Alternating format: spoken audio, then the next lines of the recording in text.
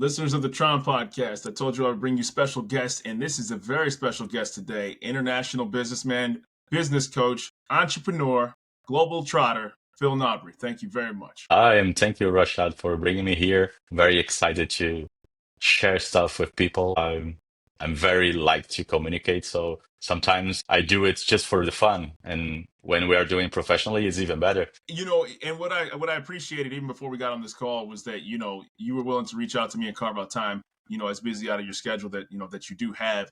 And what the interesting part is that even as a young kid, you were an entrepreneur, and it carried into adulthood. And I've talked to so many different people, and I had the pleasure of it. How did that spurn at an early age? Was it just curiosity on how to solve things, and then it kind of led you to this business coaching career, entrepreneurship, and always in the problem solving world? Well, if you can resume like 25 years on a phrase, you are in a good place. Because I started really, really young, because my family has computer services store. My uncle that I was living with him, he kind of mount computers back in 1994, 1995. It's a long time ago. And I started working on that, but at some point you grow a little bit and you wanted to have your plans. And I moved to other city, and around 2001 is when we starting my own business That's with my amazing. partners. I have two partners back then, Yeah. and we create a long road of work and entrepreneurship. We choose the fuel station automation. Mhm. Back then it was a Wow. business that was Yeah. the nobody have automation back then. Yeah. We usually have to cut off the pipes where the fuel goes and put a meter on it and Okay. then extract the data from that. That was the beginning of automation. And then here And you were we 25 years. Now everybody does it, right? So, like, just to pivot from that, what's it like being an early adopter of something where, it's almost like Netflix, right? Like, people are used to going to their store to rent a movie, and here's this company sending it to you in the mail. And in theory, it's a really, really not a new concept because they had the Sears catalog hundreds of years ago. But here people are like, oh my God, is this gonna be successful? Is this gonna because you're on a kind of an island unto yourself when you're doing something like that. Yes, the feeling is almost the same because you are actually offering something that people will only see the value so many years from the point that you are, that Right. is sometimes it's hard to do it. You just do it Yeah. because you feel. I always felt that the technology, when you apply with a business idea, that was something that is going to take you somewhere. Right. And obviously, when you don't have the that willing to do it, you can use the accountability too, because Yeah. the sector demands very much accountability. But it's good because looking backwards, that you see that people that started that have so much more success, so much more prepared when the actual era of information arrived. Correct. Practical things we get to clients that when they start having the facility to send emails, they already have tons of emails backlogged because Correct. they were early adopters on Right. technology that people doesn't even think about it. Right. And this is kind of the same road, and it was very interesting to be that. Yeah, because it's like Mark Cuban got his start by broadcasting basketball games and then sold it over the internet before that was the normal thing, and then he sold it to Yahoo, and that's how he ultimately became even more infinitely successful than he already was.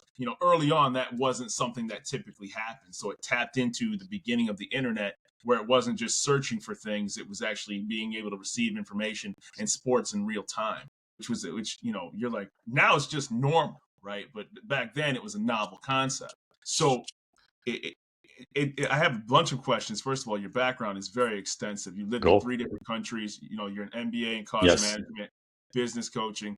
So how did you go from that to you're still an entrepreneur at heart, but where did the leapfrog take from being a business owner at a young age to decided to segue into coaching? Well, this is the long, I think the long road is the answer. If I could take a picture and show you the long road, you will probably understand. Yeah. Because at some point the business start growing. I have a lot of employees doing the things that I actually do, and then Mhm. I just turn to business Yeah. because I have to take this role, and it was feels so natural. that Nice. I turned to that. I just became managing, and out of nowhere, I saw that things grow in a very exponential speed. Hmm. So it was so fast because on the point that we are actually merged with a big company, and Yeah. this became national back Wow. then.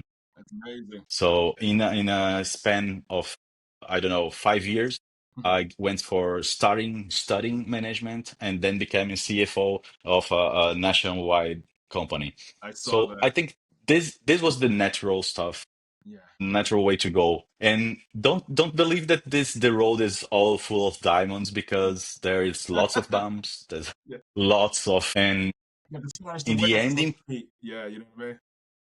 no, I know it's exactly. But we actually remember the good landscape. The bad things are there if you go deep, but we just keep the joy, and this Right. is a good thing. Wonderful.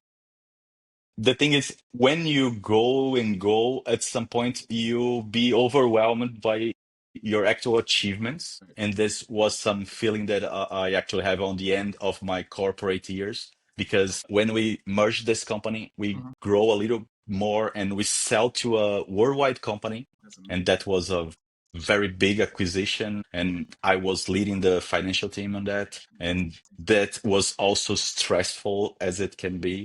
Of course. When I got out of this situation, I just wanted to run away, just say, close the door, close the curtains, Yeah. don't give me any audition. I don't want to see any auditor in my life for never. Right. You're just And happy that then, it got over with, right? yes, I have that place too. I felt that the actual feeling that I was just finish life, just Yeah. have to turn the light off by the age of 34. Unbelievable. And this was some feeling that I had that today I feel, okay, I was too young to understand Right. that was misplaced. And when I do this, the thing, I even signed a non-compete for 8 years of the area back Wow. then. And That's great. and I say, okay, I just wanted to go to another place, and I took a flight with my family to Portugal. Yeah. This is when I went to Europe. Yeah. And getting here, what I did, I have to entrepreneur again. Yeah.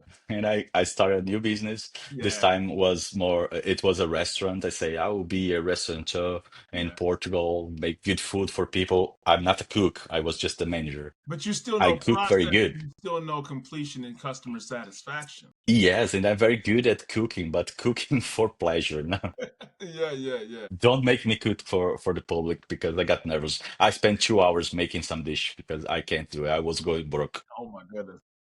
I have to ask you And this then, because oh, go ahead, man. No, no, I cut you no, off. no, no, go.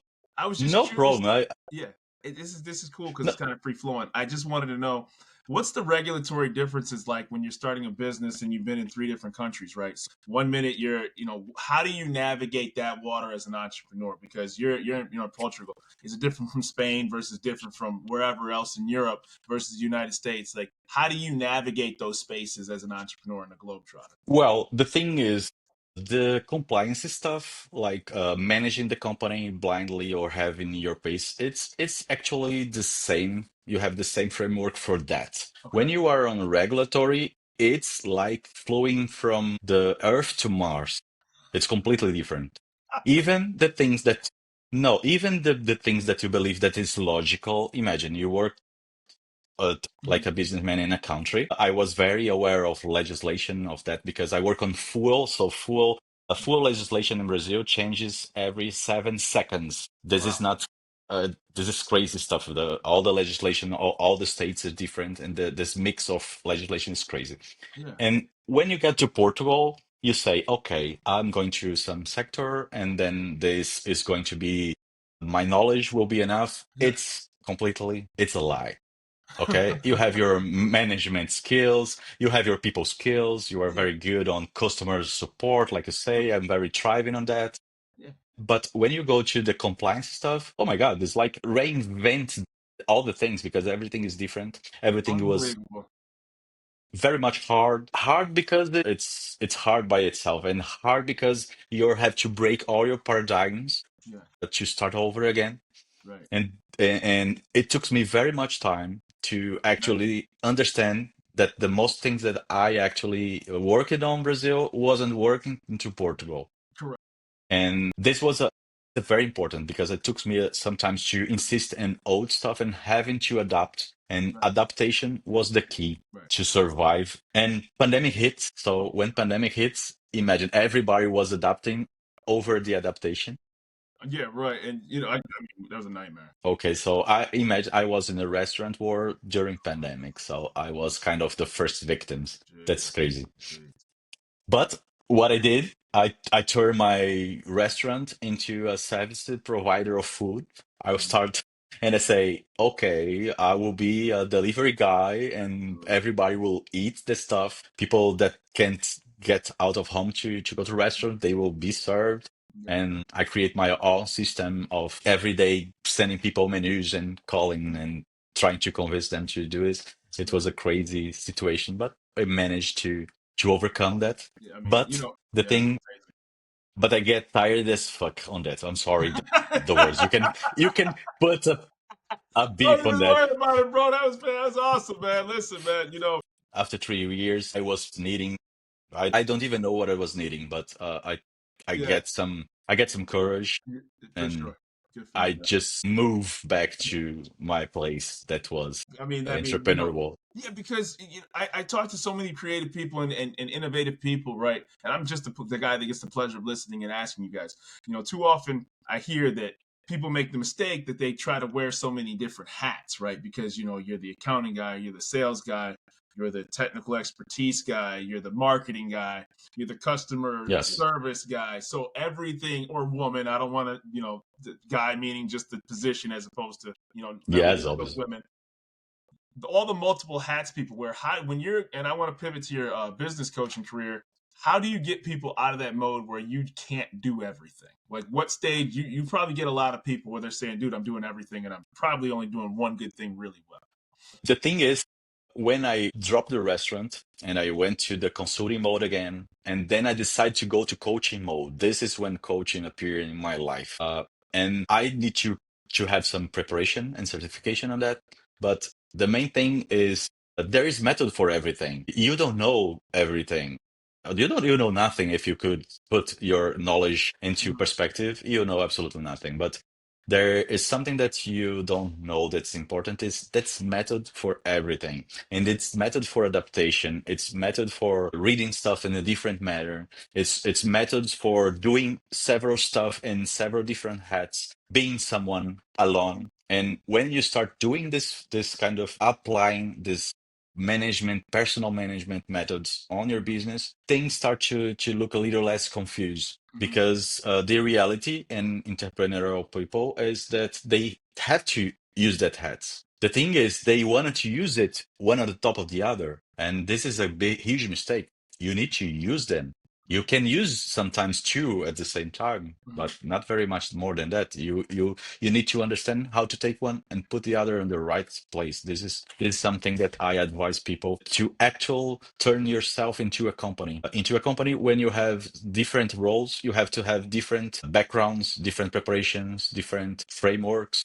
And Mm-hmm. when you are alone, you need to understand that you have to position differently on Right. these situations, and you have to have a financial accountability, Mm-hmm. very good structure. You have to have some commercial area working on your head that you have to sell your products. You have to have a very good marketing position that you know what you're doing, what your product offer, and how do you advertise that. You need to have some human resource in a very good relation, even if you are the only human resource. But Right. you have to know what this person need, what this person Right. want, or what's their actual motivations.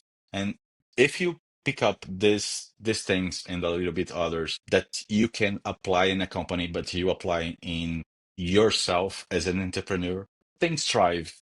Or Beautiful. at least you identify where you are, what you can't do. Mm-hmm. And you will understand that you will only do when you delegate this task. And sometimes you have to take some time because you don't have money to delegate, Right. and you have to get a plan to have money before to delegate. So everything structure, everything works.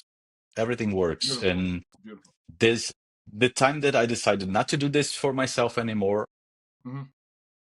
it's a lie. Okay, I will do it, but in only one project, not Correct. all the projects. I choose one project that's Yeah, creating this company that I am right now and doing this kind of services for other people. And I wanted to put people on the situation that I am right now without having to pass all the struggle that I have. This right. feeling brought me to business coaching. I don't know if you have the opportunity to have a coaching session. Yeah, I've had them, and then it's amazing because the first thing it's kind of like I'm doing a podcast, right? And for anybody who thinks one is easy, I suggest you try to do it because I got humbled real quick. Oh no, You have to I prepare. imagine. You have to be willing to talk. You have to be willing to share information about yourself. Maybe you're not as forthcoming, and then you have to be able to keep people whose schedules are very busy engaged. Like it's my job to be prepared for you and have your background points of anybody who comes on, and then put your material out in a manner that you approve of. And then ultimately, I'm a terrible marketer. I'm awful at social media, so I had to get people who were good at that form.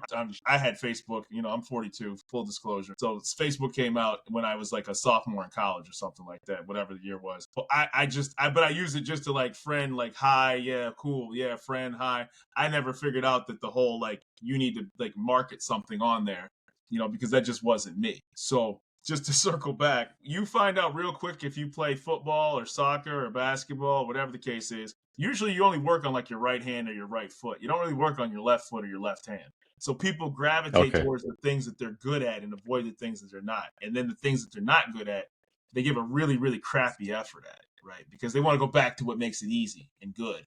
Because challenging things are hard.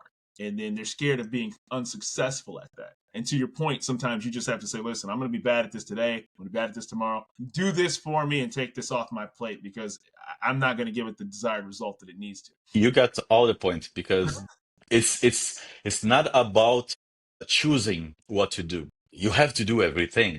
In order to a business to work, everything should be done.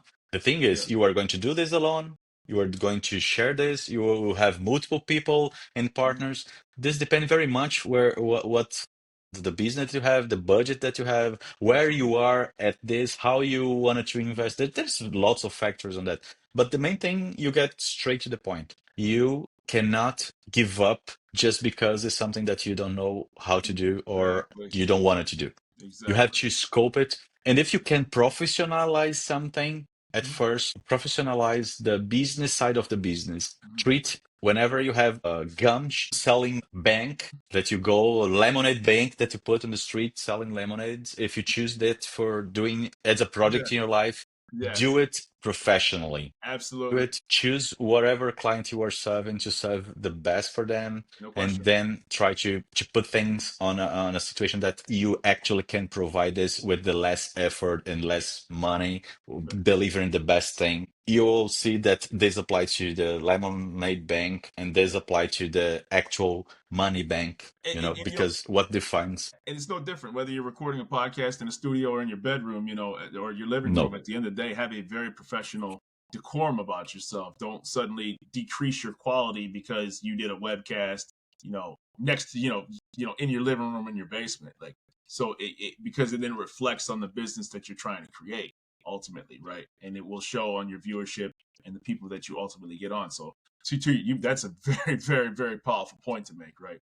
Practice how you play. Is that, and we can any at any point, especially on my position, qualify people's efforts or quantify or try to put some label on it, because every person is a word, and the actual limitations that people see from the outside is their biggest place that they could be sometimes. Right. And I judge really wanted to take out this all these judgments on whatever is better or worse.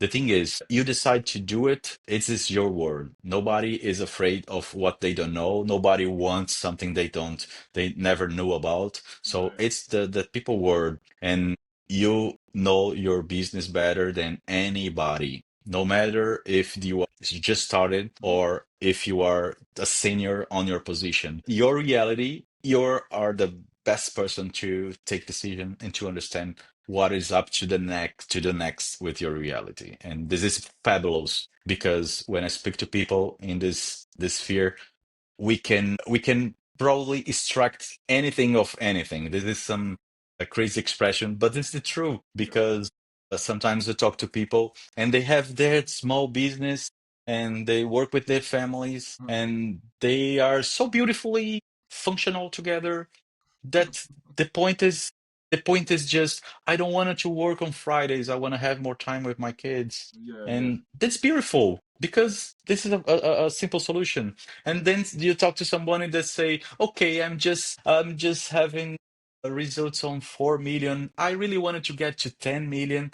You know, Yeah, it's right. Everybody's different. Everybody's got different results that they want to accomplish. Yeah, it's amazing. yes, and this is the beautiful thing about doing coaching because I actually can put people under the perspective that Yeah, I had, but without even using it. yeah, Sometimes I talk to people and people doesn't even know what I do or what kinds of struggles I pass because they doesn't matter. The thing is, I'm good on making questions. yeah. I'm going to the root of the problems. This is Right. what I need to be good. Yeah. Obviously, if I haven't had passed by whatever things I have passed, I would probably not be as good as. Mm. But what matter is the client, is the person that is in the other side that he felt good on achieving things, and Wonderful. they can actually believe and have accountability on achieving it. This Yeah. is the main thing about being a business coach. Now that we Yeah. situated Yeah. on that. Oh, do you find it that it's you've from a and I this is not to segment your customers in different branches. Startups versus established companies. Is there a difference? Is there a difference of innovation that you're allowed to take place with smaller teams versus bigger teams? Perception versus people who are established who are hard to change their minds, or the newcomer who thinks that I just need to do everything all at once? Because what's the difference between the two when it comes to coaching? Look, you talk for like all the catalog of clients. All it. Because let's go. There is something when you talk corporate, when you have startups and what we call scale ups, that Yeah. are the companies that are after that period, there is some similarities on the structure on stuff, but there is a very big difference on budget wise. Yeah. God. Working with this kind of companies, the big difference is the budget Mm-hmm. and what are they trying because their focus is on the idea, on the project, on the concept. And I like very much to work with young people because they accept very much whatever you put them to do. They actually do because they are eager to understand the world and don't they are on that situation that they don't want to make the mistake. Yeah. And when you say, go and make the mistake, go, you want to make the mistake, make the mistake, please. You need to make the mistake. Yeah. You'll not learn without it. And they feel so, it's very receptive Of to course. talk with people like this, and I like it. But it's hard to actually do business because when you say, okay, let's put an extra bill on that, and sometimes it's more hard on this situation. Right. When you go to corporate people, it's completely different. This is why I every time started with some disc profile Mhm. and at least a communication profile to understand how to talk to them Right. because they respond differently depending of the profile of the people that you're talking and the role that they took because when somebody is leading in a position of the operation, they have some perspective. When it's Mhm. a financial, it's completely different. When people are CEOs, it's even harder because you have to fight against them. They are fighting against There's themselves a board, sometimes. there's people, there's multi layers of approval that have to take place. I completely love it. I just consider myself wise enough to advise her when we are talking about energy on fuel. But boards in any manner, I love them Oh, because it's it's so good to be on that people that they have different words in their heads, and yeah. sometimes you have to guide them to put everything on the table, everybody understand everything. It's something. I'm sure it's a lot of an ego Just moment too, because there's lots of people no. relaxed on the really. Yeah. Sometimes there's ego, Okay. sometimes there's the lack of ego. So there's no rule on this situation because there is very much different factors that Mhm. could make it easy or hard. The Got thing is, when people decide to improve, it's so good to be it. there, and they actually can see value when they start to see value, and they can turn into if I leverage that thing. I will invest some money, but I will have this much results. It's easy for them to see Right. that because their environment is a little bit more like say institutionalized, and Sure. I really like to work on that.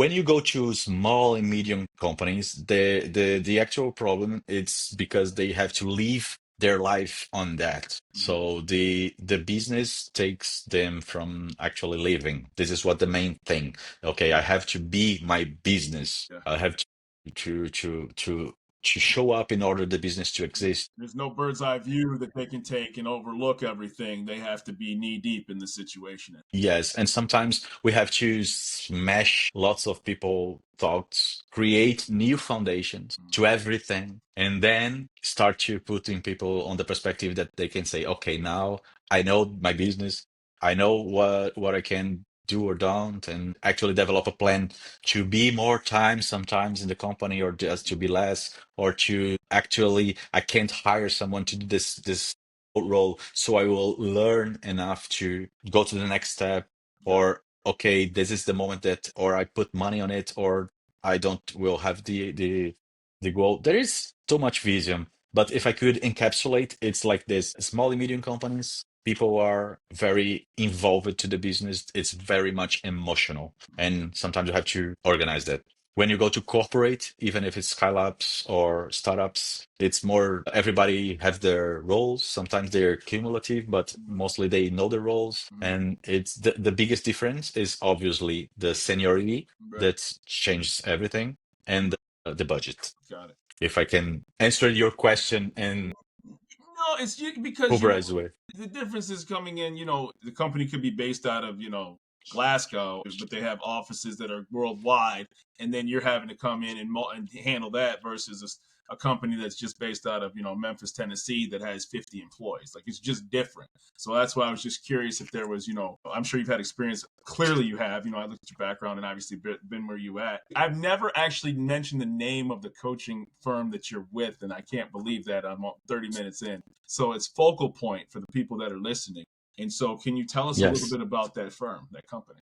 A Focal Point is a franchise, to be Mm-hmm. honest, and I'm a franchisee of that. And it's a very established company on the business coaching area for 20 something years. And it's like having this years of experience on my pocket. This is why Yeah, I joined them, and I have access to lots of people with different backgrounds. This helped me wonderful. very much when somebody appears with some inner situation on their business that's not something that I know. I have lots of people that I can go to, Yeah, and I have all the materials and the frameworks to see. It's like having a real corporate just for providing services and providing structures so I can actually coach people. wonderful. The thing is, I really love the brand, Mm-hmm. the colors, the name, and the things, and I use it very much as mine. And I Yeah, felt like I owe that. And this is the feeling, the common feeling between everybody that I work with. And I'm like in a corporation because I have a CEO, a CFO, a COO, a CMO. I have everybody on my corporate that I can either go to them to learn about their position and to recur when I need. right. So I have all the structure, and this is what is Focal Point. Wonderful. And Wonderful. but the services that I provide on that, it's completely definited by the thing that I'm talking to you. I'm a communicator. I like to start the all the things about understanding how people communicate because I know that's the way that I can put everything in a perspective that I can start business, and then I go meet with where the client it is. So this is the most important thing that I am prepared to whatever the client needs, whatever they have to prioritize or Mm-hmm. not. So Got this is the main thing about being on this environment it. or doing the coaching. Yeah, and you wear many hats. And so I think one of the biggest takeaways that I've had from this is that people who are listening, people like Phil offer a great service, but I think the most important thing is that it starts with you. It's funny because as a kid, you're not scared to trip and fall and kind of look silly. But it took a long time for me to start this podcast because as an adult, you get more insecure. People can say they don't, but they really do. And then it becomes, well, can I have They do. Oh, 150%, right? Because then, oh, that person has an MBA, I don't. They drive this particular car, I don't. They're 6 foot tall, I'm 5'8", right? Like it's little small stuff like that, right? Like, and even if you don't actually, verbalize it, it's in your mind, right? So like I have to try to stand tall even though I'm 5'8", right? Because most men are taller than me, right? So it's small little things like Okay. that you navigate because you still need to make somewhat of a presence being felt. And the values that I've learned from people like yourself are invaluable for this show. And so I hope the audience takes away some things that you're, giving this for free on this show right now. People who are listening, he's doing this for, you know what I mean? Like, so take these nuggets of information. His services aren't free, but he's nice enough to come on the show because the knowledge is out there for people who want to pursue it. I always ask this of every guest: where can people find Phil Nobre? Well, they can find me in www.philnobre.com or go to the LinkedIn/Phil Nobre with an extra E in the end. Okay. And just go there and find by yourself. And please, if you find my calendar link, that just click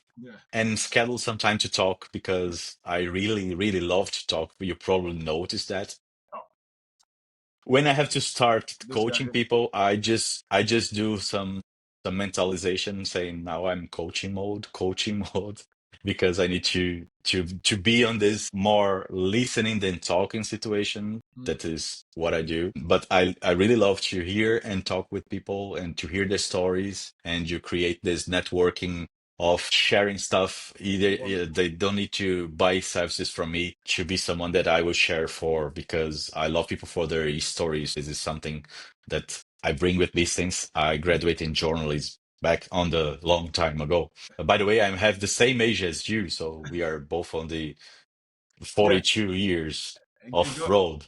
Yeah, man, it goes back quick. 82? 82. You are 82? December 28th, 1980. Good year. Yeah. Okay, good year. I am a little bit older than you. Yeah. Just a few days. Oh, you serious? Really?